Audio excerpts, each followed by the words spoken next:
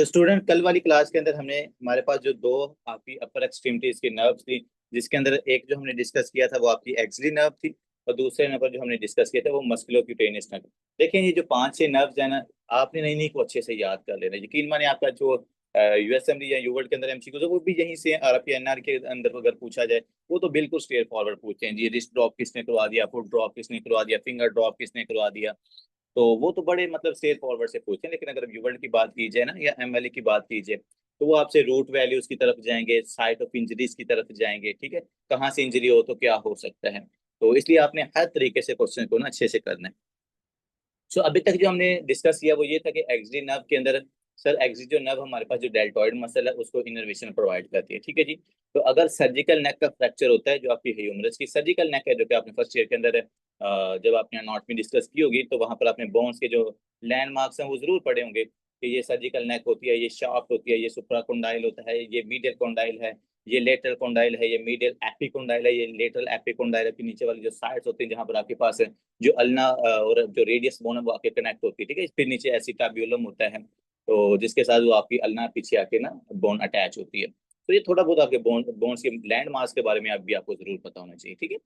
सो अगर surgical neck का fracture होता है, इसी तरह जब हम नीचे जाएंगे ना फीमर को डिस्कस करेंगे, तो फीमर्स का भी बड़ा रिलेशन है आपके पास फीमोरल नर्व के साथ और फीमोरल आर्टरी के साथ। तो यहाँ पर जब सर्जिकल नेक फ्रैक्चर होगा तो भैया एक्सडी नर्व हमारे पास डैमेज होगी, और अगर एक्सडी नर्व हमारे पास डैमेज होगी तो पेशेंट के अंदर क्या होगा, शोल्डर ड्रॉप होगा। ठीक है जी। उसके बाद इसकी रूट वैल्यू अपने याद रखनी है C4 और C5। ठीक है, फिर हमारे पास आती है musculocutaneous nerve, musculocutaneous C5 C6। फिर हमारे पास आती है मस्कुलोक्यूटेनियस नर्व, जो हमने कहा था कि सर C5 C6 C7 इसकी रूट वैल्यू है। और उसके अलावा ये हमारे पास इनर्वेशन किसको देती है, मैंने आपको बताया था फ्लेक्शन। जो हमारे पास ये बाइसेप्स की फ्लेक्शन होती है ना, उसके अंदर मस्कुलोक्यूटेनियस नर्व हमारे पास इनर्वेट होती है, इन्वॉल्व होती है। और फिर हमने मसल्स को भी देखा था कि कौन कौन से जो हमारे पास मसल्स होते हैं, वो उसमें आपका बाइसेप ब्रेकाई था, ब्रैकोरेडियलिस था, ब्रेकियालिस था। उसके बाद था कि जे हमारे पास सेंसरी इनर्वेशन कहाँ से लेके जाती है। तो मैंने आपको बताया था कि जो मस्कुलोक्यूटेनियस नर्व है ना, ये देखिए नीचे जाके हमने कहा था कि फोर आर्म का ये जो हमारे पास बैक साइड है ना, डोर्सम, ये लिखा हुआ ना मस्कुलोक्यूटेनियस। तो फोर आर्म की जो डोर्सम साइड है, वहां से जो इनर्वेशन लेके जाती है ना, वो भी हमारे पास है मस्कुलोक्यूटेनियस नाम लेके जाती है। तो अगर वहां पर सेंसेशन लॉस हो जाए या पेशेंट के अंदर फ्लैक्शन नहीं हो रही, तो उस पेशेंट के अंदर मस्कुलोक्यूटेनियस नाम की इंजरी हो सकती है। ठीक है जी। तो आज हम आते हैं हमारे पास जो मेजर नर्व्स है ना, जिसमें आपकी रेडियल, मीडियन और अल्नर आती है, इससे बहुत ज्यादा रिलेटेड मैनिफेस्टेशंस हैं। अब वो हमारे पास एप्स हैंड है, प्लम की पालसी है, एप पालसी है, तो उनके अंदर हमारे पास ये वाली नर्व्स क्या होती हैं, इन्वॉल्व होती हैं। तो सबसे पहले बच्चों स्टार्ट करते हैं, हमारे पास है रेडियल नर्व।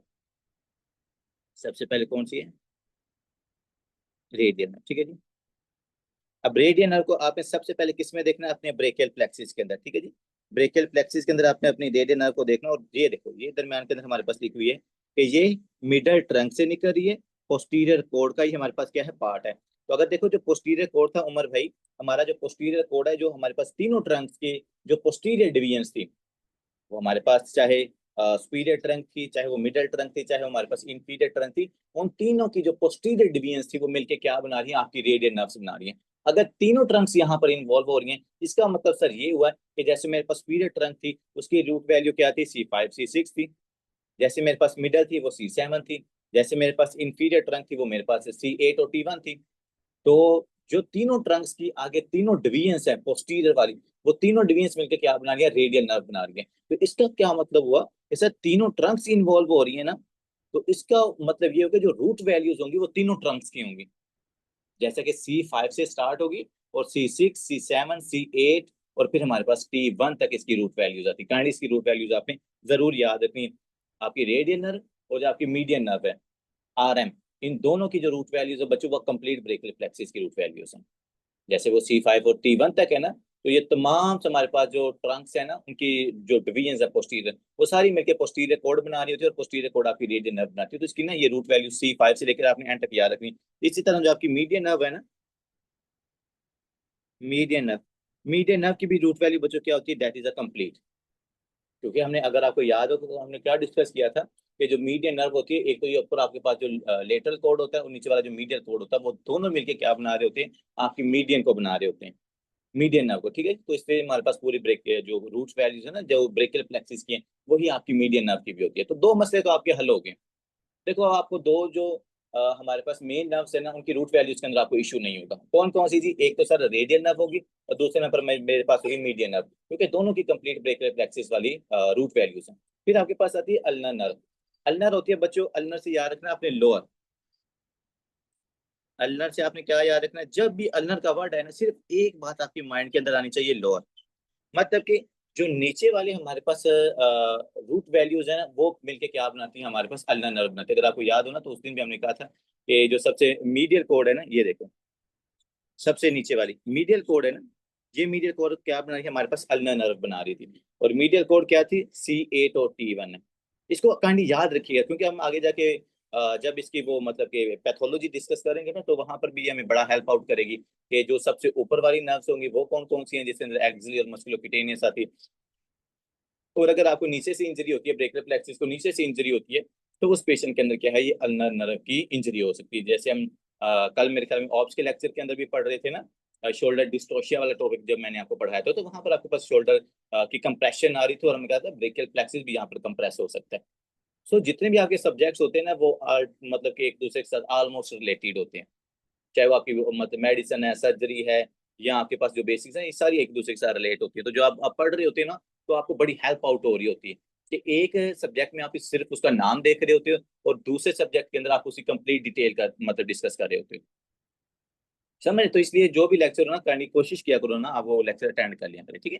अब आते हैं बच्चों आपकी रेडियल नर्व के कोर्स के ऊपर, कि ये जो पूरी नर्व है, इसका पूरा रास्ता क्या है। मैं वर्ड बार बार आज यूज करूंगा, कोर्स, क्योंकि ये आपके बच्चों जो ना मेजर नर्व्स हैं, रेडियल, मीडियन और अल्नर, इनका जो रूट है ना, वो हमारे लिए बड़ा इंपॉर्टेंट है। क्योंकि हमें पता होना चाहिए कि भाई ये जो नर्व है, ये कहाँ कहाँ से क्रॉस होके जा रही है। ये पोस्टीरियर साइड पे कब जाती है, ये लैटरल साइड पे कब आती है, ये मीडियल साइड पे कब आती है, ये एंटीरियर साइड पे कब आती है। हमें इनका पूरा कोर्स याद होना चाहिए। आपने इस चीज को क्या करना है? मेक श्योर करवाना। इसलिए हमने यहाँ पर एक डायग्राम ऐड की है। अब देखो, सबसे पहले कौन सी है? रेडियल नर्व है। अब रेडियल नर्व का ना आपने पूरा कोर्स को देखना है, क्योंकि जब आप इसको विजुलाइज कर लोगे ना, तो वहां पर आपको इंजरी बताना बड़ा आसान हो जाएगा। उस टाइम पे आपको इंजरी बताना हमारे लिए बहुत ज्यादा इजी हो जाएगा। अब आपने ना इसके लिए एक काम जरूर करना है। बहुत सारे बच्चे ना ये नर्व्स के बारे में बड़ा कंफ्यूज होते हैं कि पता नहीं रेडियल किधर है, अल्नर किधर है, मीडियल कौन सी है, लेटरल कौन सी है, एंटीरियर कौन सी है, पोस्टीरियर कौन सी है। आपने सिर्फ एक काम करना है, जब भी आपने नर्व्स को डिस्कस करना है ना, अपनी मतलब आम आपने लेंगे, आप लेफ्ट साइड आप कोशिश करें, क्योंकि अगर आप राइट साइड वाले बंदे हो ना, तो आप अपनी लेफ्ट साइड को आपने देखना है, तो अगर लेफ्ट वाले तो अपने राइट साइड को। अब आपने करना क्या है? अभी आप स्ट्रेट फॉरवर्ड करें, जैसे मैं कह रहा हूँ ना, आपने ऐसे ऐसे करना है। आपने अपना हाथ बिल्कुल सीधा करना है। आपने हाथ अपना इस तरह करना है कि जो आपका पाम है ना, ये ऊपर मतलब आसमान स्काई की तरफ होना चाहिए, ये ऊपर सुपीरियर साइड की तरफ होना चाहिए। मतलब इसकी सुपीनेशन होनी चाहिए। अभी अपना हाथ जरा सामने करें, बिल्कुल आम, बिल्कुल आपको अपना आपका आपका जो पाम है ना, ये ऊपर की तरफ होना चाहिए। जब भी आपने नर्व को डिस्कस करना है ना, तो आपने ये वाली पोजीशन लेनी है कि जो आप अपना अपना थंब को देखो, आपका थंब लेटरल साइड की तरफ है ना, थंब आपका लेटरल साइड की तरफ है। जो आपकी पाम है वो किसकी तरफ है? वो सुपीनेशन है, मतलब वो ऊपर की तरफ है। इस पोजीशन के अंदर जब भी आपने नर्व को डिस्कस करना है, यहाँ पे करना। कभी ऐसे नहीं करना कि आपका जो मतलब जो आर्म है, ये थंब है, वो आपका मीडियल साइड की तरफ आ रहा है, जो आपके पास पाम है वो नीचे की तरफ जा रहा है। इससे हमारे पास सही मतलब कि जो अ, इसको कहते हैं नर्व्स की मैनिफेस्टेशन होती है, वो सही नहीं होती। हमेशा जब भी नर्व को डिस्कस करना है, आपने ये वाली पोजीशन लेनी कि आप थंब राइट साइड की तरफ होना चाहिए, आपके पास जो पाम है ये हमारे पास किसी सुपीनिशन उसकी होनी चाहिए। अब यहाँ पर चीजें बताना बड़ा आसान हो जाएगा। सबसे पहले बच्चों, आप में से काफी सारे, जाहिर बात है सारे डॉक्टर, तो आपको पता है आपकी रेडियल जो पल्स है वो आप कहाँ पर फील करते हो। बड़ा मैं आपको इजी बता रहा हूँ। ये आप बच्चे बड़े कंफ्यूज करते हैं इन चीजों को। आपने क्या करना है? अब आप ना अपनी क्या करें, दूसरे हाथ से ना अपनी रेडियल पल्स को फील करो। अब जिस साइड पे आपको रेडियल पल्स फील हो रही है ना बच्चों, इस साइड पे आपकी होगी रेडियल नर्व। क्या मैं कह रहा हूँ? कि जिस साइड की तरफ आपको पल्स फील हो रही है ना, ये यहाँ पर आपकी होगी रेडियल नर्व, रेडियल पल्स, क्योंकि रेडियल आर्टरी भी इधर ही होती है, और रेडियल आर्टरी के साथ ही आपकी रेडियल नर्व होती है। तो ये रेडियल नर्व इस साइड की तरफ होती है, ठीक है। अब इसके जो ऑपोजिट साइड है, जो कि आपकी अगर आप देखो ना इस साइड पे, ये आपकी दूसरी साइड बन गई है, ये आपकी लेटरल बन रही है। पल्स आपको लेटर थंब वाली साइड पे फील हो रही है, इधर आपकी होगी रेडियल नर्व। दूसरी तरफ आपने आना है, वो हमारे पास है मीडियल साइड। और मीडियल साइड पे आपकी कौन सी नर्व होगी? अल्नर नर्व होगी। मीडियल साइड पे कौन सी होगी? अल्नर नर्व होगी, ठीक है जी। तो यहाँ पर अब मेरे ख्याल में आपको ना एक कोर्स का तो पता चल गया। अब आपने इस रेडियल नर्व को देखो, रेडियल नर्व निकली यहाँ से ब्रेकियल प्लेक्सिस से, यहाँ पर निकलते हुए क्या हुई? ये सबसे पहले पीछे की तरफ गई, ये आपकी शाफ्ट के ऊपर आ रही है। डॉक्टर साहब ये देखें शाफ्ट, जो आप रोना रोते हो ना कि सर, ये एनआरई का बड़ा इंपॉर्टेंट एमसीक्यूज है कि अगर शाफ्ट का फ्रैक्चर हो जाए ह्यूमरस का तो कौन सी नर्व इंजर होगी। भाई ये आपके सामने पड़ी हुई है, ये आपके सामने रेडियल नर्व पड़ी हुई है। अगर शाफ्ट फ्रैक्चर होगी तो पेशेंट की कौन सी नर्व इंजर होगी बच्चों, ये हमारे पास रेडियल नर्व इंजर होती है। ठीक है जी। सो एक मसला तो यहाँ पर हो गया। ठीक है जी। इसके अलावा अब यहाँ पर देखो ये कहाँ से जा रही है, आपकी लैटरल साइड से जा रही है। ये कहाँ से जा रही है मेरे पास है, ये देखो, ये आ गई है मीडियल साइड, ये आपकी मीडियल साइड है। ठीक है। अगर आपको मीडियल एपिकोंडाइल अगर यहाँ पर इंजरी होगी, फिर भी मेरी रेडियल नर्व क्या होगी, कंप्रेस होगी। ठीक है। इसके बाद फिर जो रेडियल नर्व आपकी आगे की तरफ आ रही है, आगे की तरफ आते आते ये बाहर साइड की तरफ निकल जाती है, किसकी तरफ, आपके थंब की तरफ चली जाएगी। ठीक है। यहाँ पर आप देख रहे हो कि ये आपके थंब को ही ब्लड सप्लाई कर रही है और नर्व सप्लाई कर रही है। और अगर स्पेसिफिकली देखा जाए ना, तो आपके थंब को सप्लाई करने के बाद ना ये back dorsum, back back side of your hand, तो रेडियल नर्व ये पीछे की तरफ चली जाती। क्यों? क्योंकि इसमें आपके एक्सटेंसर मसल्स जो है ना, ये एक्सटेंसर मसल्स को इनर्वेशन देती है, ये एक्सटेंसर मसल्स को कॉन्टैक्ट करती है जाकर। डोरसम बैक साइड वाले, एक्सटेंसर ये आपके पीछे वाले एक्सटेंसर होते हैं, लेट्स आपकी रिस्ट नीचे की तरफ। अब देखो, आपने अपनी रिस्ट को नीचे गिराओ ऐसे, जैसे वो रिस्ट ड्रॉप होता है ना, आप वैसे करो। उसके बाद आपने क्या करना है, अपनी रिस्ट को स्ट्रेट करो। अब ये जो ऊपर की तरफ हो रही है ना, that is the extension of your hand. ये अगर वो वीडियो होती ना, वो मुझे याद है मैंने जब फर्स्ट टाइम उसको करने पढ़ाया था, तो वो मतलब उस टाइम पे मैंने वो बोर्ड के ऊपर पढ़ाया था, तो वो बड़ा मजा आता है, मतलब बंदा खुद सारा कुछ करके दिखा रहा होता है, बट थोड़ा सा मुश्किल है, इसलिए मैंने यहाँ पर ना ये पिक्चर्स वगैरह ऐड किए हैं। तो अब यहाँ पर देखो, आपको रिस्ट ड्रॉप है ना, मतलब आपकी रिस्ट नीचे गिरी हुई है। अब आपने इसको क्या करना, ऊपर की तरफ एलिवेट करना। तो ये जो हमारे पास एलिवेशन हो रही है, that is extension of your hand. So kindly do remember that extension of the hand, कौन सी नर्व इसके अंदर इन्वॉल्व होती है, that is your radial nerve. दूसरे नंबर पर, क्योंकि ये आपके हैंड की बैक साइड की तरफ जा रही है, बैक से सिर्फ रेडियली याद रखनी है, तो आपके जो हैंड की बैक साइड की तरफ इनर्वेशन है ना, वो भी कौन लेके जाएगी, that is your radial nerve. तो यहाँ पर डॉक्टर शिराज क्या हुआ कि सर, अगर मुझे मिड शाफ्ट फ्रैक्चर होता है, ये आपकी ये जो ह्यूमरस बोन है, ये इसका शाफ्ट है ना, तो अगर यहाँ पर इंजरी होगी तो मेरी रेडियल नर्व कंप्रेस होगी। अगर मेरे पास मीडियल एपिकोंडाइल के ऊपर इंजरी होगी तो मेरी रेडियल नर्व कंप्रेस हो सकती है। ठीक है जी। और इसके बाद अगर हमारे पास यहाँ पर जो रिस्ट है, रिस्ट जॉइन अगर यहाँ पर इंजरी होती है, किस साइड की तरफ, लेटरल साइड की तरफ, तो फिर भी मेरी रेडियल नर्व कंप्रेस हो सकती है, रेडियल नर्व मेरी कंप्रोमाइज हो सकती है। ठीक है जी। तो ये कोर्स आपने जरूर याद रखना है कि ये ऐसे आ रही थी, ये शाफ्ट से गुजरी, फिर मीडियल एपिकोंडाइल से आई, फिर ये आगे फोर आर्म से आगे की तरफ आई, और फिर ये बाहर लेटरल साइड की तरफ गुजर जाती है। ठीक है जी। I hope so. यहाँ पे नीचे उन्होंने ड्रा की है, कहीं पे नहीं। अब देखो मैं यहाँ से ना शायद आपको ये हैंड बनाऊं तो आपको ना इजी समझ आएगा। देखो ये ऐसे आती है आपकी, ये आ रही है आपकी रेडियल नर्व। ठीक है। ये ऐसे मीडियल एपिकोंडाइल पे आती है और यहाँ से पीछे चली जाती है, किसकी तरफ, आपके थंब की तरफ। तो ये जो मैंने अभी ड्रा किया, ये आपकी रेडियल नर्व। ठीक है। आई होप सो किस काफी हद तक ना आपको इसका कोर्स समझ आ गया होगा। अब हम देखते हैं आपकी बुक ने इसके बारे में क्या लिखा हुआ है। रूट वैल्यू बच्चों हमारे पास क्लियर होगी। अब आपने इसके नीचे लिखना है कौन कौन से मसल्स को ये सप्लाई करते हैं। ठीक है जी। मसल्स के अंदर बच्चों आपने सबसे पहले लिखना आपके beautiful triceps muscles, tricep brachii. क्योंकि ट्राइसेप्स भी आपका क्या है सर, ट्राइसेप्स इज एक्सटेंसर। तो हमने कहा था कि एक्सटेंसर तो आपकी radial blood supply, nerve supply करती है, वो ब्लड सप्लाई कर करके ना वो बाहर से मुंह से ब्लड सप्लाई ही निकलता है। ठीक है। सो सबसे पहले ट्राइसेप ब्रेकाई हो गया। उसके बाद हमारे पास है एक्सटेंसर कार्पी रेडियलिस। मैं कुछ आपको जो मेन मेन है ना एक्सटेंसर मतलब उनके नाम लिखवा रहा हूँ। Extensor कार्पी radialis लॉन्गुस।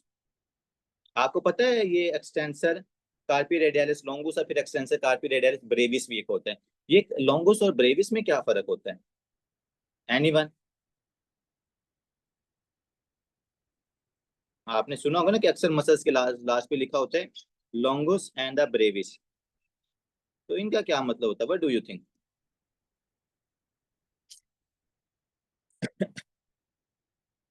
लॉन्गुस और ब्रेविस का क्या मतलब होता है, मैं आप लोगों का देख रहा हूँ आंसर। हम्म।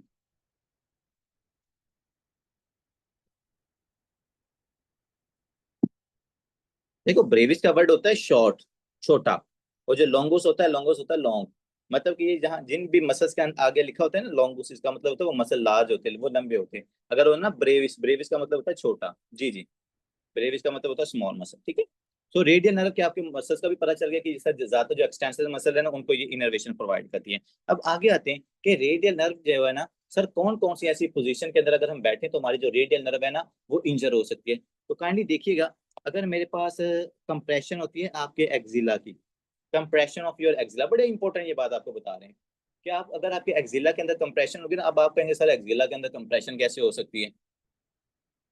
अगर इंजरी भी हो तो इंजरी भी तो हमें मतलब ज्यादातर एक्सटर्नल साइड से होती है ना, शोल्डर के ऊपर इंजरी होगी, आपके पास फोर आर्म के ऊपर होगी, हम बॉडी के किसी और पार्ट के जो एक्सटर्नली जहां पर इजी अप्रोच होती है। लेकिन एक्सिला के अंदर जाके कैसे इंजरी हो सकती है, तो फिर हम यही कहते हैं कि भाई जब आप अक्सर चेयर के ऊपर बैठते हो तो लेट्स सपोज आपके साथ एक और चेयर पड़ी हुई है, तो आप उसके ऊपर अपना हाथ रखते हो, ठीक है जी, मतलब इस तरह आप ना अपनी आर्म रख लेते, जैसे यार दोस्त आपस में नहीं एक दूसरे के ऊपर वो ऐसे ऊपर से हाथ रख लेते हैं, तो उससे आपका ये जो एक्सिला है ना, ये एक्सिला के अंदर ये यहाँ पर कंप्रेशन आ रही है। शायद मैंने आपको कल भी कहा था कि आपने इसको जाकर एक दफा जरूर इसको एक्सपीरियंस कीजिएगा कि आप एक चेयर के ऊपर बैठे हुए हैं, आप ना साथ वाली चेयर के ऊपर ना अपने एक्सिला वाले एरिया को ना वहां पर रखें, तो 1 से 2 मिनट बाद ना आपको अपने हैंड के अंदर ना पेरिस्थीसिया फील होगा, मतलब नमनेस फील होगी या टिंगलिंग आपको फील होगी। क्यों? क्योंकि आपका ये जो ब्रेकियल प्लेक्सिस है ना, इसकी लोअर जो रूट्स हैं वो कंप्रेस हो रही होती हैं। मैं अक्सर ये चीज करता हूँ, मैं लाइब्रेरी में बैठा होता हूँ जब मेरे पास चेयर पड़ी होती है ना, मैं ये चीज रखता हूँ, वाकई फील होता है 1-2 मिनट बाद ना वो वहां पर टिंगलिंग सेंसेशन फील होना शुरू हो जाती है, पता चल जाता है कि भाई अब मेरे पास जो ब्रेकियल प्लेक्सिस की लोअर वाली रूट्स हैं ना वो कंप्रेस हो रही हैं। तो इसी तरह बच्चों आपने भी याद रखना है कि अगर एक्जिला की कंप्रेशन होती है तो उसकी वजह से पेशेंट की जो कौन सी नर्व है, that is a radial nerve, ये कंप्रोमाइज हो सकती है। So compression of the axilla. और इसके अलावा कब कब, अब एक्जिला कब कंप्रेस हो सकता है, ड्यू टू द प्रेचिस और the sleeping with arm over the chair, ठीक है जी, मतलब कि जैसे वो चेयर के ऊपर हाथ रख के अक्सर लोग सो जाते हैं ना, जैसे आप लोगों ने देखा होगा जो मतलब कि अल्कोहलिक लोग होते हैं, तो इसको ना सचडे नाइट पाल्सी भी कहते हैं। क्यों इसको सचडे नाइट पाल्सी कहा जाता है? क्योंकि भाई सचडे नाइट को क्या होते हैं जी, टुन होते हैं, वो टुन करके वोद का पीयूष करके वो क्या करते हैं भाई, सो लेट जाते हैं, और जो उनकी आर्म होती है वो क्या करती है, उसकी पोजीशन अगर वो चेयर के ऊपर रहती है, आपने अक्सर देखा होगा ना कि वो ऐसे गिरे होते हैं और चेयर ऊपर रखी होती है, चेयर के ऊपर उसका है ना एक्जिला वाला रीजन आ रहा होता है, तो यही होता है कि उसका जो एक्जिला होती है ना वहाँ उसकी कंप्रेशन आती है, और उस कंप्रेशन की वजह से पेशेंट के अंदर जो रेडियल नर्व है ये कंप्रेस हो जाती है, and that can lead towards the radial nerve injury.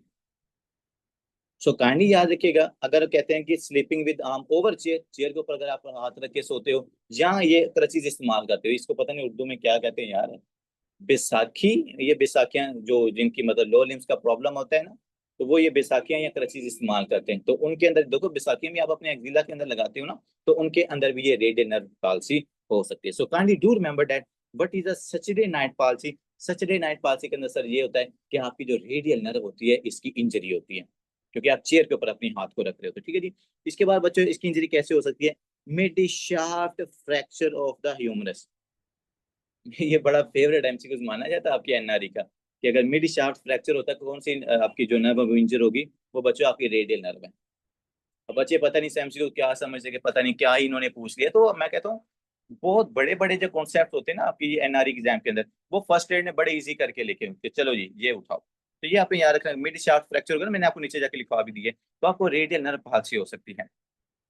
इसके अलावा बच्चों तीसरा क्या रीजन हो सकता है जिसकी वजह से मेरी रेडियल नर्व इंजर हो सकती है, that is a repetition. Kindly याद रखिएगा, kindly do remember that radial nerve, radial के अंदर आर है, आर से याद रखना रेपिटेशन।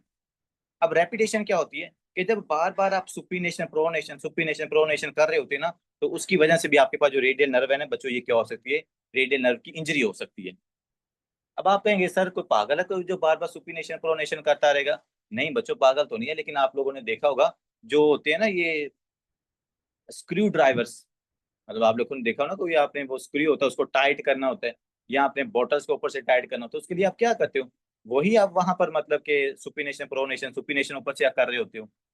तो अब एक बंदा है जिसका भाई काम ही ऐसा है कि उसने सारा दिन वही या जो स्क्रू है उनको ही टाइट करना होता है, तो उस उन लोगों के अंदर हमें ये बार बार सुपीनेशन प्रोनेशन की वजह से रेडियल नर्व इंजरी नजर आ सकती है, इसको फिंगर ड्रॉप इंजरी भी कहा जाता है, ठीक है।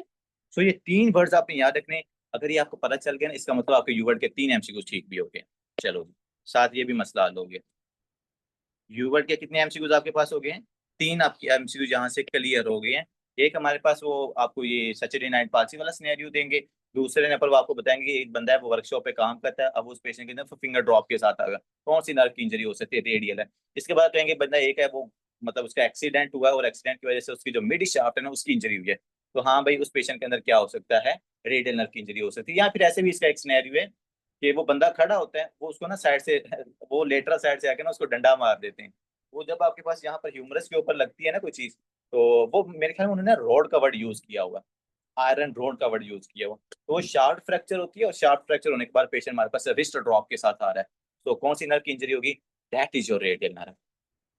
तो तीनों सिनेरियोज आपने बच्चों जरूर याद रखने हैं, एक क्रचीज वाला आ गया, sleeping overnight, Saturday night palsy, screwdrivers and the mid shaft fracture.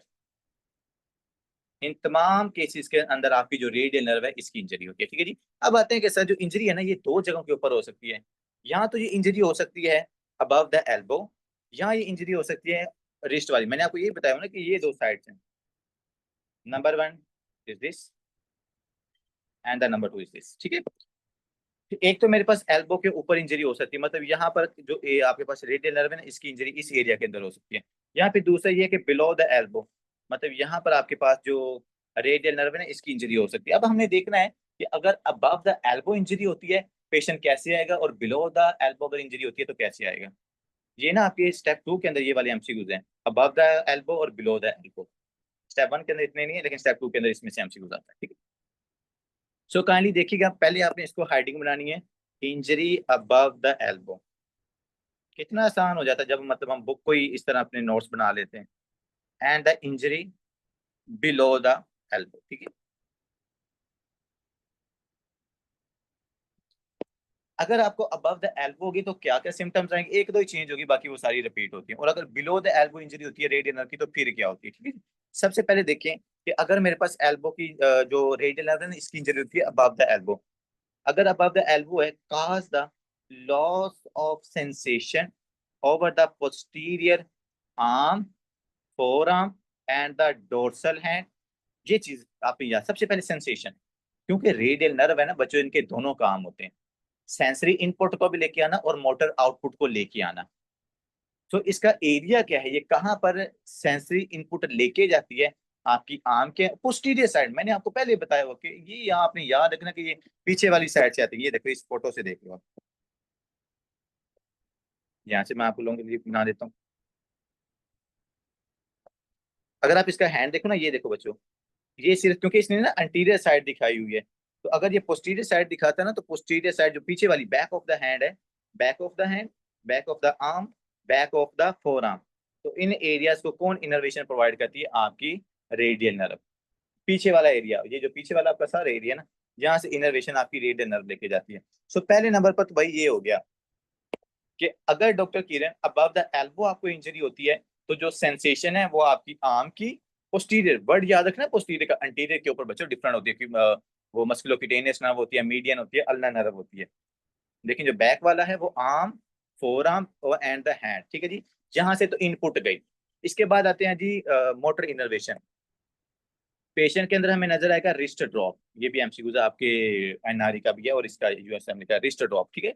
Wrist आपकी क्या हो जाएगी भाई, ड्रॉप। रिस्ट क्यों ड्रॉप हो रही, मैंने आपको पहले बताया, क्योंकि एक्सटेंशन मसल्स को रेडियल नर्व कंप्रेशन इनर्वेशन देती है, तो अगर मेरे पास एक्सटेंशन मसल्स को इनर्वेशन नहीं मिलेगी, आपका जो हैंड है वो एक्सटेंड नहीं होगा, पेशेंट मेरे पास आएगा रिस्ट ड्रॉप के साथ। तो अगर अबव द एल्बो इंजरी होती है तो पेशेंट के अंदर आपको रिस्ट ड्रॉप भी जरूर नजर आएगा। Loss of the elbow, wrist and the finger extension, वही ना भाई, एक्सटेंशन सारी लॉस हो जाएगी, पेशेंट रिस्ट ड्रॉप के साथ आएगा। आ गया जी। डिक्रीज द ग्रिप स्ट्रेंथ, ठीक है जी। Wrist extension necessary for the maximal action of the flexor. भाई देखो, अगर जब आप एक्सटेंशन करोगे ना तो एक्सटेंशन अगर प्रॉपर होगी तो फिर ही आपके पास फ्लेक्शन होगी ना, एक्सटेंशन आपके पास होगी तो बच्चों फ्लेक्शन होगी ना। अब अगर एक्सटेंशन नहीं ना हो रही, एक्सटेंशन नहीं हो रही, तो आपके फ्लेक्सर भी किसी काम के नहीं है, वो भी हमारे लिए नॉन फंक्शनल है। मेरी अब बात ये सुने जरा, अगर मतलब मैं अपनी मुट्ठी को बंद कर लेता हूँ, अगर आप अपनी मुट्ठी को बंद करें इसका मतलब आपकी सारी फिंगर्स की फ्लेक्शन हो चुकी है। अब आपके फ्लेक्सर मसल तो सही काम कर रहे हैं, लेकिन मैंने अगर अपनी मुट्ठी को खोलना है तो मुझे इसके लिए एक्सटेंसर्स की जरूरत है, तो मेरे एक्सटेंसर्स काम नहीं कर रहे। अगर आपके एक्सटेंसिव मसल काम नहीं करेंगे तो मुझे आप खुद बताएं कि आपके फ्लेक्सस का भी कोई काम है कि नहीं है। आप हमारे आपका हैंड तो जो है वो तो नॉन फंक्शनल हो चुका है ना, वो आप मुट्ठी आपकी बंद ही रहेगी। सो इसलिए कह रहे हैं कि फ्लेक्शन करने के लिए भी जो फ्लेक्शन है उसको फंक्शनल बनाने के लिए भी आपको एक्सटेंशन की जरूरत पड़ती है। तो वो हमें कहाँ पर हेल्प करता है, अपनी हैंड ग्रिप को स्ट्रॉन्ग करने के लिए। वही अगर स्क्रू ड्राइवर का काम करने के लिए आपको फ्लेक्शन एक्सटेंशन दोनों चाहिए होती है, with the help of the supination and the pronation. जैसे हमने कहा था कि जो सुपिनेशन है वो हमारे पास कौन कराती है, ऊपर हमने मस्कुलोक्यूटेनियस नर्व का पढ़ा था ना। तो यहाँ पर भी हमारे पास जो रेडियल नर्व है ये भी इन्वॉल्व होते हैं, ठीक है जी।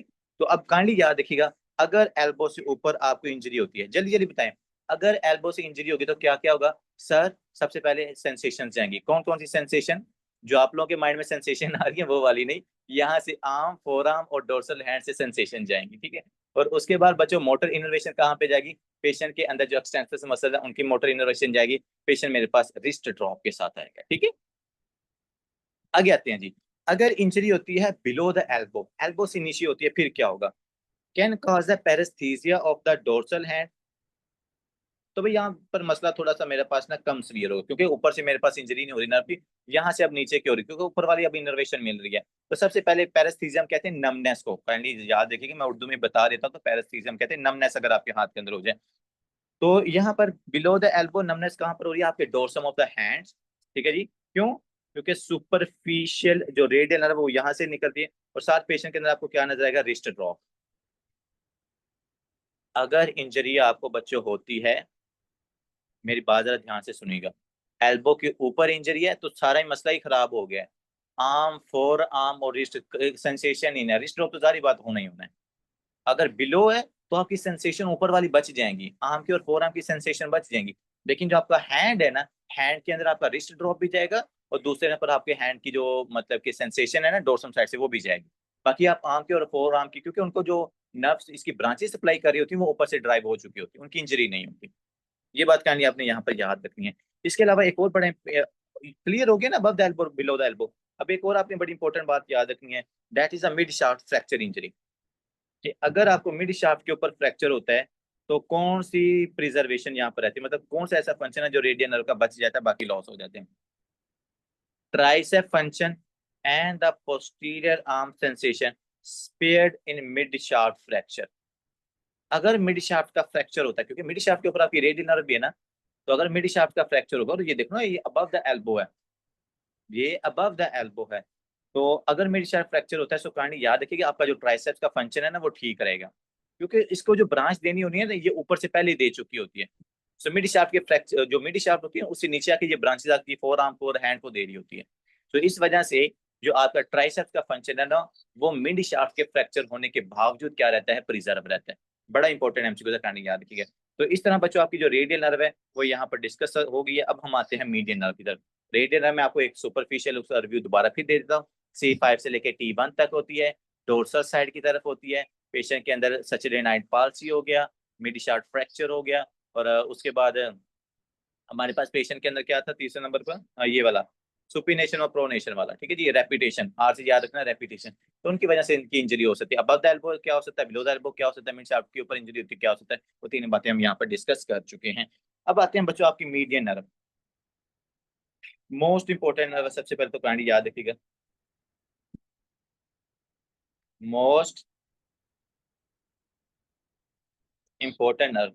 वैसे भी ये इंपॉर्टेंट है और एग्जाम पॉइंट ऑफ व्यू से भी बड़ी इंपॉर्टेंट है आपकी ये मीडियन नर्व, ठीक है जी। क्योंकि ना सिर्फ इसकी इंजरी से बहुत सारे क्वेश्चंस हैं, बल्कि इसका जो कार्पल टनल सिंड्रोम होता है ना उससे बहुत सारे क्वेश्चंस हैं। क्योंकि प्रेगनेंसी के अंदर, हाइपोथायरॉयडिज्म के अंदर, ओबेसिटी के अंदर बीएमआई ज्यादा हो जाए, फैट ज्यादा हो जाए, एडिमा बॉडी के अंदर हो जाए, हार्ट फेलियर हो जाए, उसके बाद रिस्पायरेटरी फेलियर हो जाए, उसके बाद पेशेंट में लंग कैंसर हो जाए, ऑटोइम्यून डिजीजेज हो जाए। ये मैं आपको तमाम कॉजेज बता रहा हूँ कार्पल टनल सिंड्रोम के।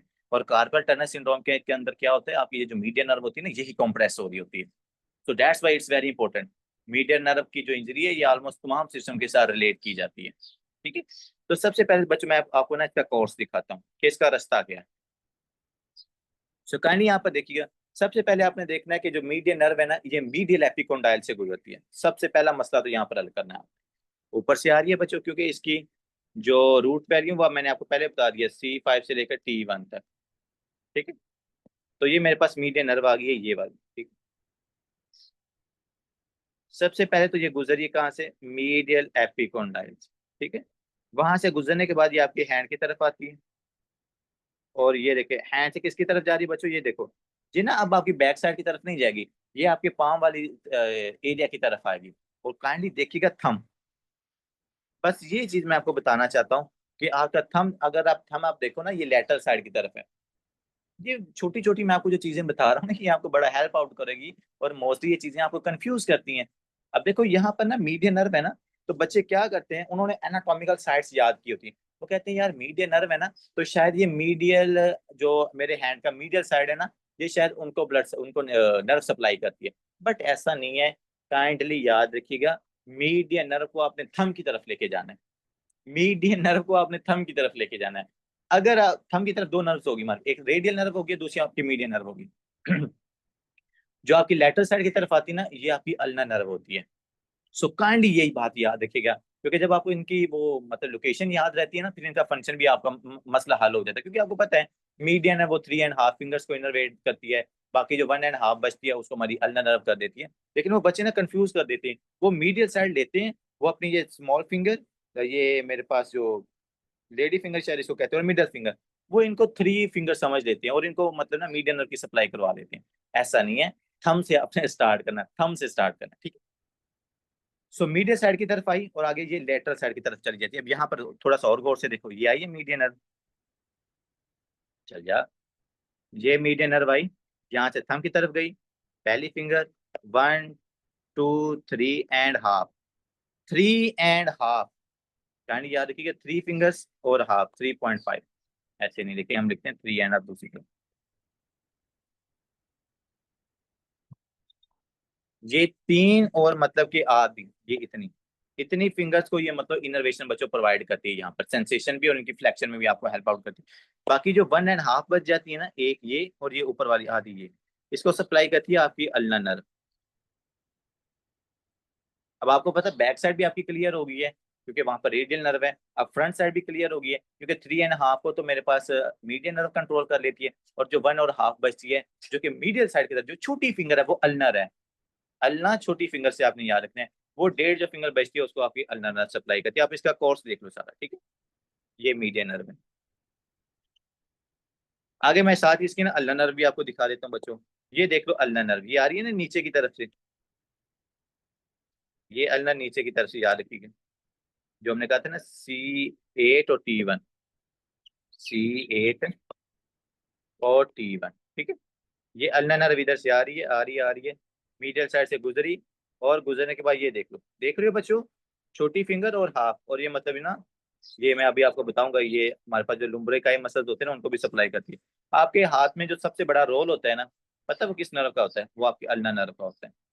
सबसे इंपॉर्टेंट फंक्शन आपकी अल्ना नर्व का होता है। मैं भी आपको बताऊंगा कितने, ये 14 मसल्स को इनर्वेशन देती है आपके हैंड के अंदर। सो काइंडली आप देखिएगा, मीडियन नर्व की सबसे पहले हम साइट ऑफ इंजरी देखते हैं, क्योंकि भाई इंजरी कहाँ कहाँ पर हो सकती है। सबसे पहले अगर आपको होती है ना सुप्राकोंडाइल फ्रैक्चर, अब आप लोगों ने एनाटॉमी पढ़ी हुई है, और एनाटॉमी के अंदर ह्यूमरस के अंदर हमने पढ़ा कि इसका सुप्राकोंडाइल होता है वहां पर। तो अगर जैसे ऊपर शाफ्ट थी ना, इसके नीचे हमारे पास सुप्राकोंडाइल होता है। अगर आपको नहीं है तो आप अभी इसकी मतलब गूगल के ऊपर ना इसको सर्च कीजिएगा, उसी टाइम आप सुप्राकोंडाइल आ जाएगा आपकी जो, चलिए मैं आपको ट्राई कर देता हूँ। ये है जी सुप्राकोंडाइल, इधर से मेरे पास क्या है, मीडियल नर्व गुजरी होती है।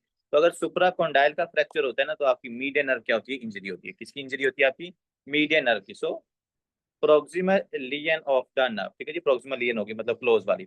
इसके बाद बच्चों आगे आती है इसकी रिस्ट के अंदर। अब वहां पर ना हमारे पास होते हैं लिगामेंट्स। अब वहां उन लिगामेंट से ना 8 लिगामेंट्स होते हैं, और उनके दरमियान में मतलब एक टनल एक बनती है। लेट्स सपोज ये एक लिगामेंट है, ये एक लिगामेंट है, ये एक लिगामेंट, 8 लिगामेंट होते हैं। इनके मैं आपको नाम भी लिखाऊंगा अभी, ठीक है बच्चों। अब इनमें से गुजरी होती है आपकी ये मीडियन नर्व। तो जब इन लिगामेंट्स की इंजरी होती है ना, या इनके अंदर अडीमा होता है, या यहाँ पर फ्लूइड इकट्ठा हो जाए, ब्लड इकट्ठा हो जाए, या यहाँ पर आप मतलब कि बाहर से कंप्रेशन आ जाए, तो मीडियन नर्व कंप्रेस होती है। और ये मैं रिस्ट की बात कर रहा हूँ, तो आपको क्या हो जाता है, कार्पल टनल सिंड्रोम, ठीक है जी। So carpal tunnel syndrome and wrist laceration, distal lesion of the nerve. दो तरह के लियन है ना, प्रोक्सिमल, प्रोक्सिमल का मतलब होता है क्लोज, और मेरे पास जो रिस्ट वाली है दैट इज अ डिले, इसको हम कहते हैं डिस्टल। मैंने आपको प्रोक्सिमल डिस्टल का बताया वो ना, कि हम एक ओरिजिन लेते हैं, जैसे हमने शोल्डर का ओरिजिन लिया, तो शोल्डर के करीब जो चीज होगी वो मेरे पास प्रोक्सिमल होगी, जो उससे अवे होगी वो मेरे पास डिस्टल होगी। सो इसकी जो प्रोक्सिमल इंजरी है वो कौन सी है, दैट इज अ सुप्राकोंडाइल फ्रैक्चर। और इसकी डिस्टल इंजरी कौन सी है, that is a carpel tunnel syndrome, that is a wrist oedema, that is a wrist compression. तो ये दो साइड्स हैं इसकी इंजरी की। आगे आते हैं कि सर अगर इंजरी हो जाए तो पेशेंट मेरे पास ये किस तरह प्रेजेंट करता है। सो काइंडली यहाँ पर याद रखिएगा, मैं आपको हैंड बना के दिखाता हूँ।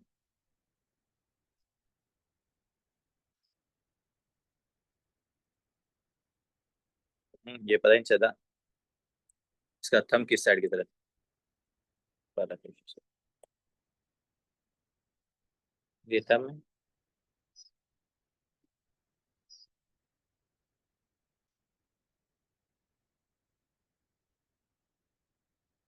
तो बच्चों, ये मेरी मीडियन नर्व आ रही है, ये मीडियन नर्व इसको सप्लाई करेगी, इसको सप्लाई करेगी, इसको सप्लाई करेगी और इसको सप्लाई करेगी, ठीक है जी। अब इन तीनों की फ्लेक्शन के अंदर भी कौन इन्वॉल्व है बच्चों, आपकी ये मीडियन नर्व ही इन्वॉल्व होती है। मतलब मैंने अगर आपके थंब, फर्स्ट फिंगर, उसके बाद मैंने मिडिल फिंगर, इनको मैंने फ्लेक्शन करना है, इनको अंदर बंद करना है, तो आपकी रेडियल ये मीडियन नर्व इन्वॉल्व होती है। सो अगर आपको मीडियन नर्व की क्या होगी, इंजरी होगी, मीडियन नर्व की क्या होगी, इंजरी होगी, तो क्या ये वाली जो आपकी फिंगर्स है इनकी फ्लेक्शन होगी बच्चों, नहीं फ्लेक्शन होगी, इनकी फ्लेक्शन आपके पास नहीं होगी। अगर सर इनकी फ्लेक्शन नहीं होगी तो क्या होगा, कहीं यहाँ पर देखो, क्योंकि इनकी फ्लेक्शन जो मैं रिस्ट बंद कर रहा हूँ ना, अपनी फिंगर्स को बंद कर रहा हूँ, और ये मैं 3.5 थंब और ये साथ वाली को कर रहा हूँ, तो यहाँ पर आपकी मीडियन नर्व इन्वॉल्व होती है, वो इनको इनर्वेट करके इनकी मतलब फ्लेक्शन करवाती है। तो अगर मीडियन नर्व की इंजरी हो जाए, क्या आपकी ये वाली फिंगर्स की फ्लेक्शन होगी, सर नहीं होगी। अगर इनकी फ्लेक्शन नहीं होगी तो आप बच्चों ये देखो, ये वैसे का वैसे, ये वैसी के वैसे, ये वैसे की वैसे, ये मतलब कि ये वाली जो आपकी तीन, oh shit, ये जो हमारे पास 3 फिंगर्स हैं ये वैसे की वैसे ऐसे ही रहती हैं, ठीक है जी।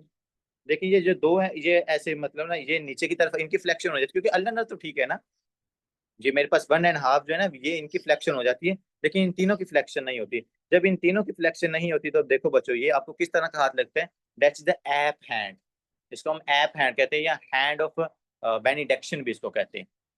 ये आगे ना बना हुआ आपकी बुक के ऊपर, तो ये आपने इस तरह याद रखा, क्योंकि यहाँ पर फ्लेक्शन नहीं होगी। सो ऐप हैंड आपको, ऐप हैंड पाल्सी आपको कहाँ पर होती है, मीडियन नर्व की इंजरी, जिसको हम कहते हैं हैंड ऑफ द बेनिडिक्शन। या शायद आपने वो देखा होगा, जो ये पादरी नहीं होते, वो मतलब इस तरह करते हैं, वो उनको ना क्या करने, दान देने के लिए या दुआ करने, जैसे हम तो हाथ उठाते हैं ना, वो ऐसे अपनी फिंगर्स ऊपर की तरफ करते हैं, तो इसलिए इसको मतलब हैंड ऑफ बेनिडिक्शन भी कहा जाता है। तो वो किसकी तरफ हो सकता है, अब उसको मीडियन नर्व की इंजरी नहीं होती, वो जानबूझ के ऐसे करते हैं, लेकिन यहाँ पर मीडियल इंजरी होने की वजह से भी आपको एम्प हैंड हो सकता है। सो इसके बाद कैसा, lost of the wrist flexion, भाई रिस्ट की जो फ्लेक्शन है इसके अंदर भी आपके पास मीडियन नर्व इन्वॉल्व है। अगर इसकी इंजरी है तो आपके पास रिस्ट की फ्लेक्शन नहीं होगी। Function of the lateral two lumbricals, जी आपने मसल्स के नाम याद रखने काइंडली। मेरे पास जो ये आपके पास थिनार मसल्स होते हैं ना, थिनार मसल होते हैं, यहाँ पर 3 मसल्स होते हैं, ये 4 होते हैं, ठीक है।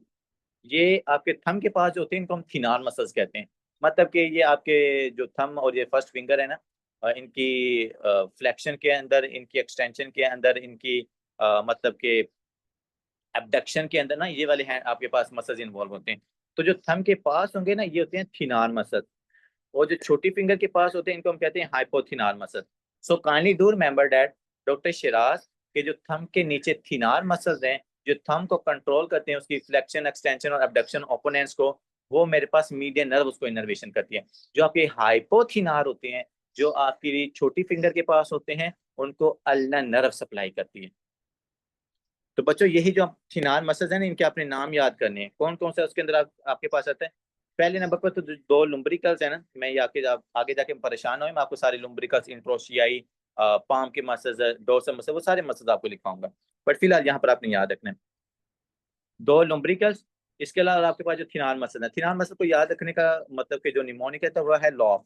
एल का मतलब होता है, मतलब मेरे पास लेटर टू लुम्ब्रिकस। ओ का मतलब क्या जी, ओपनस पॉलिसुस। ए का मतलब क्या है, एबडक्टर पॉलिसुस ब्रेविस, ये देखो ना ब्रेविस का वर्ड आ गया, मतलब छोटा। और पॉलिसुस का वर्ड हम इस्तेमाल करते हैं थंब के लिए, थंब के लिए हम पॉलिसुस का वर्ड इस्तेमाल करते हैं, ठीक है। मतलब कि अगर आपके थंब की हमने एबडक्शन करनी है, इसको अवे लेके जाना है, तो उसके अंदर मेरे पास मीडियन नर्व इन्वॉल्व है। अगर मैंने अपने थंब की फ्लेक्शन करवानी है तो उसके अंदर भी मेरा थंब इन्वॉल्व, ये मीडियन नर्व इन्वॉल्व होती है, ठीक है। सो लॉ ऑफ काइंडली याद रखिएगा, ओपोनेंस ब्रेविस और ओपोनेंस पॉलिसस, एब्डक्टर पॉलिसस ब्रेविस, और एफ से याद रखना फ्लेक्सर पॉलिसस ब्रेविस, ठीक है। लॉ बड़ा इंपॉर्टेंट निमोनिक है ये। इसके बाद क्या बच्चों कि अगर मेरे पास मीडियन नर्व की इंजरी होती है, so loss of the sensation over the thenar, तो ये यहाँ से आपके पास क्या है, इनर्वेशन लॉस हो जाएगी।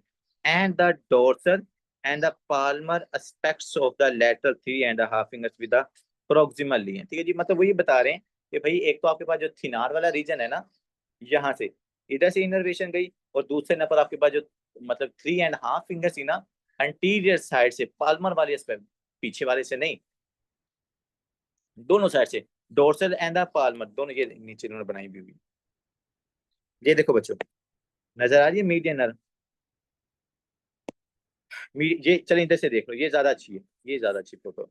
मीडियन नर्व क्या करी, यहाँ पर आपके होते हैं थिनार मसल्स, तो मीडियन नर्व ये देखो बच्चों, 3.5 है ना, ये देख लो आप सारा, पहले ज्यादा अच्छा बनाओ, ये देखो। तो इसको आपकी मीडियन नर्व को इनको इनर्वेशन देती है, मोटर इनर्वेशन भी देती है, ठीक है।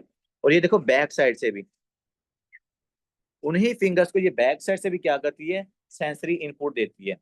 सो 3.5 का डोर्सल और जो पाल्मर वाला रीजन है, दोनों साइडों से इनर्वेशन, और उसके बाद इनकी जो फ्लेक्शन करवाती है, और जो दो लुम्ब्रिकल और जो आपके थिनार मसल्स होते हैं, इनको कौन कंट्रोल करती है, that is your median nerve. अगर इनकी इंजरी होगी, ये सारे मसल जो फंक्शन है ये लॉस हो जाएंगे, सारे ये फंक्शन जो क्या है लॉस हो जाएंगे। सो काइंडली ये चीज आपने यहाँ पर याद रखनी है। आगे आते हैं बच्चों अल्ना नर्व। अब अल्ना नर्व हमारे लिए बड़ी आसान हो गई है। क्यों आसान होगी हमारे लिए अल्ना नर्व, क्योंकि हमें पता है कि सबसे पहले तो जो ब्रेकियल प्लेक्सिस का सबसे नीचे वाली रूट वैल्यूज है ना, उनको सप्लाई करती है आपकी अल्ना नर्व, ठीक है जी। तो उसके बाद आते हैं जी अल्ना नर्व का रूट आपको बता दिया मैंने, शायद नहीं बताया। हाँ ये देखिए, अल्ना नर्व का भी रूट क्या बच्चों, मीडियल एपिकोंडाइल, ये नीचे से आ रही है। और ये देखो ये उस तरफ नहीं जा रही है, जो उस तरफ जाती है वो आपकी रेडियल नर्व है, जो यहाँ पर ही रहती है ना, इससे इधर तरफ आ रही होती है, ये देखो नीचे छोटी फिंगर की तरफ जो आ रही है, ये आपकी होती है अल्ना नर्व। अल्ना नर्व के बहुत सारे बच्चों फंक्शन है इसके बहुत फंक्शन है, इसको हमने अच्छे से याद रखना है। सबसे पहले आते हैं भाई कि मेरे पास जो अल्ना नर्व है कौन सी साइड की तरफ आती है, site of injury, fracture of the medial epicondyle of the humerus, ठीक है जी। तो वही बात है, क्योंकि ये कहाँ से गुजरी होती है, मीडियल एपिकोंडाइल से।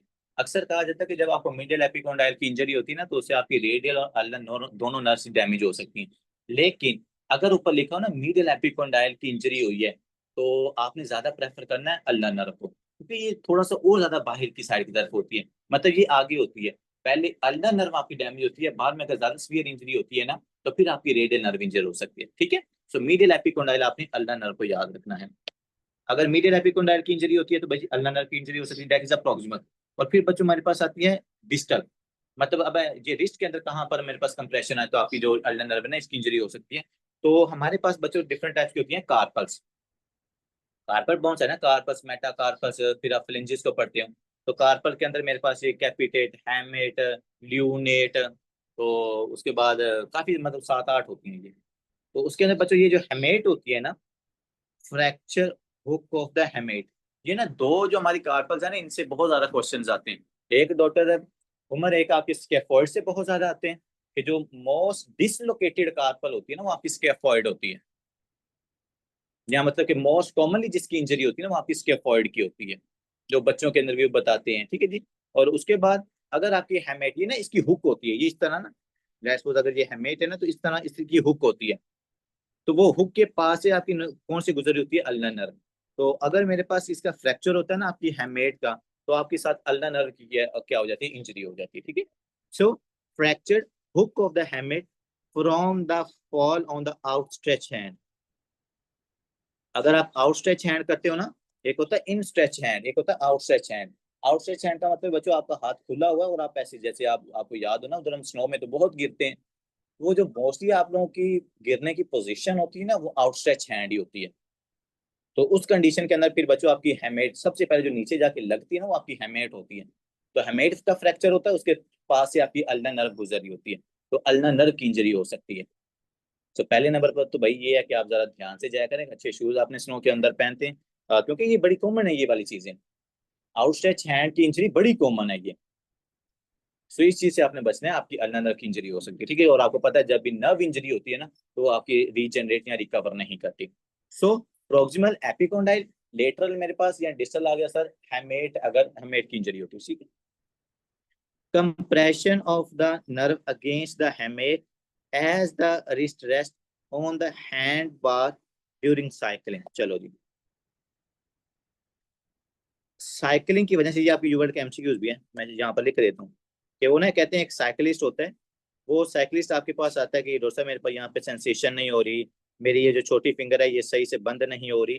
तो याद रखना है साइकिलिस्ट के अंदर जो सबसे ज्यादा इंजरी होती है वो भी आपकी अल्नर नर्व की होती है, क्योंकि जहां पर इसका ये जो हैंडल बार आ रही होती है ना, उधर से मेरे पास ये हेमेट है और उधर से आपकी अल्नर नर्व गुजर रही होती है। तो जाहिर बात है साइकिलिस्ट है वो कई कई घंटे कई कई सालों से साइकिल चला रहे होते हैं, तो एक जगह के ऊपर बार बार कंप्रेशन आती है, that can lead to the injury of your ulnar nerve, ठीक है जी। तो ये तीन चीजें याद रखते हैं, मीडियल एपिकोंडाइल है, हेमेट है और साइकिलिस्ट वाला। ये साइकिलिस्ट वाला आपकी यूवल कैंसिल है। अगर अल्नर नर्व की इंजरी हो जाए, सबसे पहले तो भाई अल्नर नर्व के जरा देखो ना ये कितने मसल्स को सप्लाई करती है। तो सबसे पहले मैं आपको बताता हूँ कि यहाँ पे ना ये हाइपोथिनाल मसल्स को सप्लाई करती है, ठीक है। अगर मैं यहाँ पर हैंड ड्रा करूँ,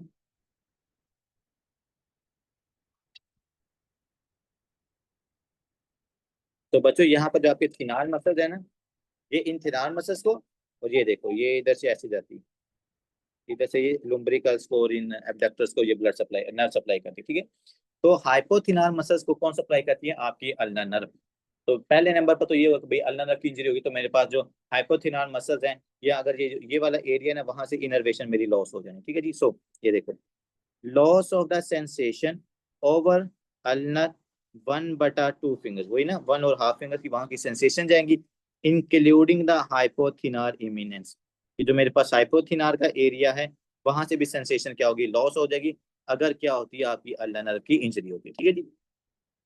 दूसरे नंबर बच्चों देखो, पेशेंट के अंदर आपको क्या नजर आता है, अल्नर क्लॉ हैंड, ओए हो बड़ा इंपॉर्टेंट, ये क्लॉ हैंड आगे भी आपके पास आना है। Ulnar claw hand on digit extension. देखो क्लॉ हैंड बच्चों क्या होता है, क्लॉ हैंड ना ऐसे शायद बना हो कहीं पर,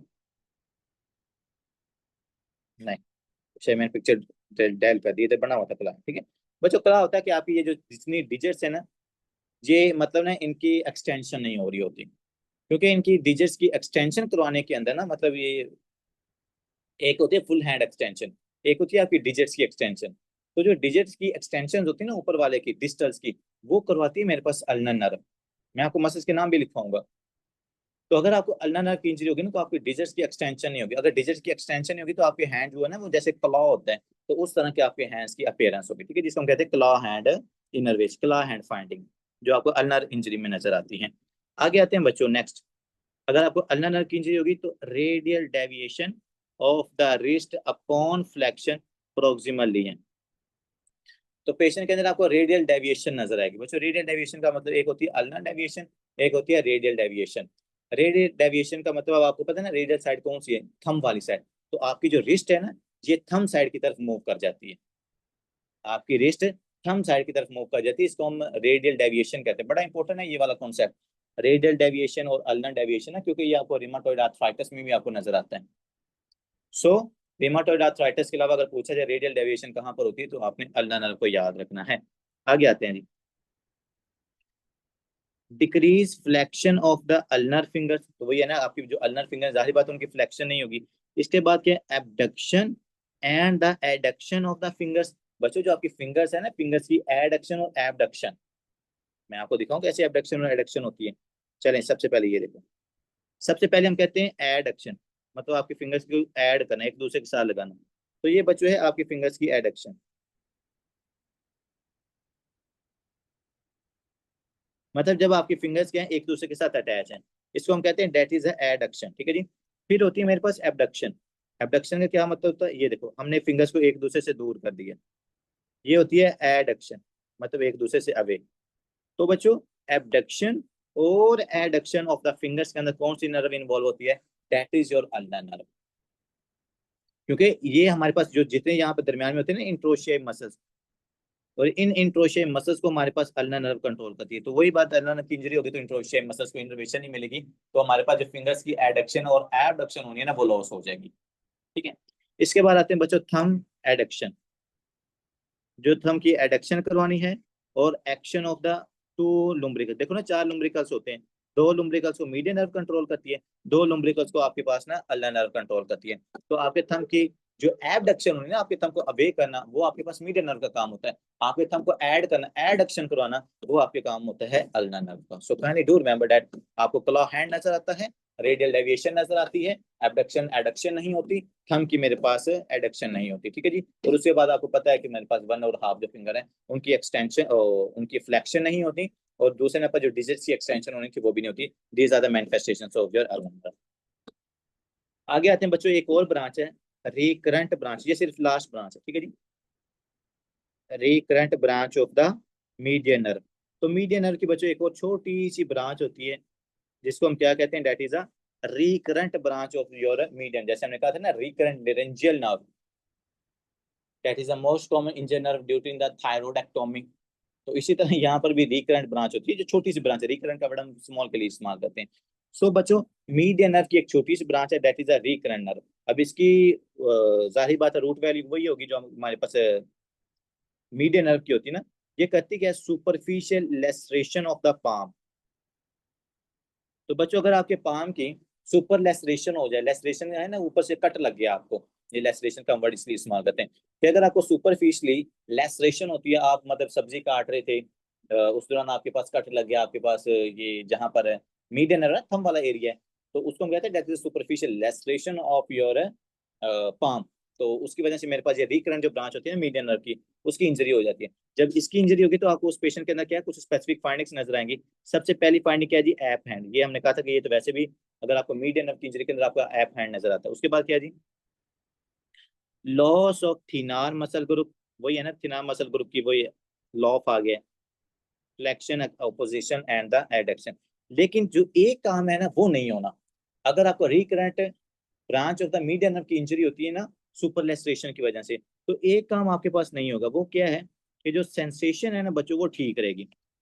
सेंसेशन आपकी ठीक रहेगी, मतलब जो आपकी ये 3.5 फिंगर्स है ना, इनकी सेंसेशन आपके पास ठीक रहेगी, लेकिन जो इनके दूसरे काम है ना, वो लॉस हो जाएंगे।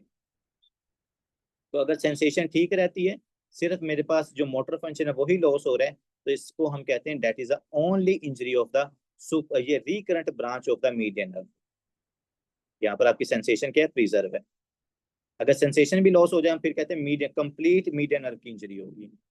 अगर सेंसेशन आपकी इस एरिया में कंप्लीट है, इसका मतलब है कि हमारे पास किसकी इंजरी हुई है, just only the recurrent branch of your median nerve, ठीक है जी। तो ये आपने यहाँ पर याद रखना है। यहाँ पर देख लो बच्चों, ह्यूमरस के fractures proximal to the distally, follow the arm. देखो, सबसे पहले क्या बच्चों, एक्सिलरी। एक्सिलरी के अंदर हमने क्या किया, रेडियल। और उसके बाद फिर क्या बच्चों, मेरे पास है, फिर सबसे पहले एक्सिल नर्व की इंजरी होती है, फिर रेडियल नर्व की इंजरी होती है, फिर मीडियन नर्व की इंजरी होती है, ठीक है जी। जैसे जैसे आप प्रोक्सिमली टू डिस्टली जाए ना, देखो प्रोक्सिमल आपका क्या है, शोल्डर ऊपर से, तो आपके शोल्डर के पास सबसे प्रोक्सिमल क्या है, नेक। नेक की इंजरी होगी तो आपको क्या होगा, एक्सिलरी नर्व। उसके बाद बच्चों क्या आता है आपके पास, शाफ्ट। शाफ्ट की इंजरी होगी तो उसकी वजह से आपकी रेडियल नर्व गई, और नीचे आपके पास आता है एपिकोंडाई। तो अगर मीडियल एपिकोंडाई की इंजरी होगी तो आपको अल्नर नर्व और मीडियन नर्व की इंजरी हो सकती है। तो ये चीज आपने क्या रखनी है, यहाँ पर है, याद रखनी है। ये देख लो बच्चों, रेडियन नर्व है, ये पीछे से इसको इनर्वेशन दे दिया। तो इस तरह अल्हम्दुलिल्लाह, आई होप सो कि आप लोगों को जो अपर एक्सट्रीमिटीज, जो आपका ब्रेकियल प्लेक्सिस है ना बच्चों, वो यहाँ पर वाइंड अप होता है। हमने रिस्ट ड्रॉप देखा, हमने शोल्डर ड्रॉप देखा, हमने फिंगर ड्रॉप देखा, हमने आर्म जो डोर्सल साइड, हमने फ्लेक्सर मसल्स को देखा, हमने एक्सटेंसर मसल्स को देखा, हमने थिनार मसल्स को देखा, हमने हाइपोथिनार मसल्स को देखा, हमने एबडक्टर्स को देखा, हमने एडक्टर्स को देखा, हमने लुम्ब्रिकल्स को देखा, हमने इंट्रोशियाइज को देखा, हमने आर्म की फ्लेक्शंस को देखा, हमने रिस्ट डेविएशन को देखा। इस तरह हमारे पास जो 5 की 5 आपकी, वैसे हमने 6 पढ़ी हैं, axillary, musculocutaneous, radial, median, ulnar, and the last one is the recurrent branch of your median nerve. So that's all about today lecture. If you have any question, you can ask. See you in next lecture. Okay, ji. Allah Hafiz.